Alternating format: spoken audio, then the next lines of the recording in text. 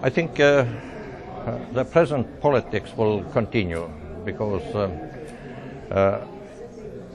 nobody who is serious about the events cannot become deceived by this comedy of elections. I've lived more than half of my life in the totalitarian Soviet Union, and we know that they too played also for change, pretending change. And this is the usual game of doves and hawks, moderates versus conservatives, just to make the Western counterparts to believe that this is something real serious, that there's a real change happening. It is not so. And if we look as how the candidates were selected, not elected, and hundreds of candidates were just brushed aside by the regime. So we can be sure that among these 8 candidates, all were absolute loyalists to the supreme leader. And why they decide to play on moderates now? I think this is actually a hopeful sign, because it demonstrates it. I think it has become clear that the regime is crumbling. It is in a serious trouble because the Western sanctions are biting more hard. Economic situation is going worse. People are unsatisfied. And so they have decided to play on a moderate. Why? Just to gain breathing room, to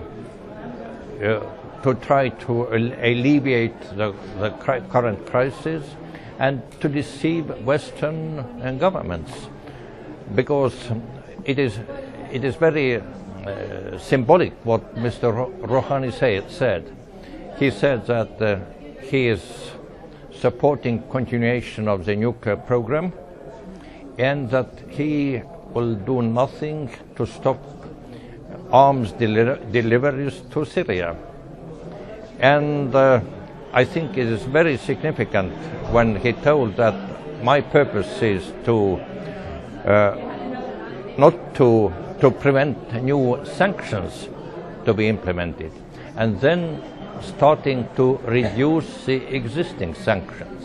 So this is a real purpose of a moderate president, just to deceive the West, to play this old traditional game of all dictators. And I would say the Western weakness is that they have not learned over tens and tens of years how to deal with thugs, how to deal with dictators, because dictators are mafiosos, and you can't treat them as polite people who will keep their word. They would look nice sometimes, but when you want them to take you seriously and to begin to change, then you have to resolve to cause them pain. Only if you cause them pain, something very serious, they would start to think seriously, and otherwise they would count on the Western pragmatism, economic interests.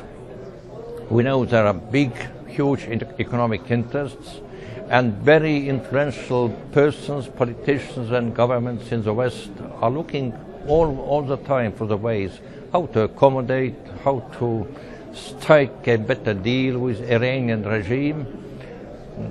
And as we know, the price of the bargain is always going to be opposition, like it happened now almost more than 10 years ago, at the beginning of 1990s.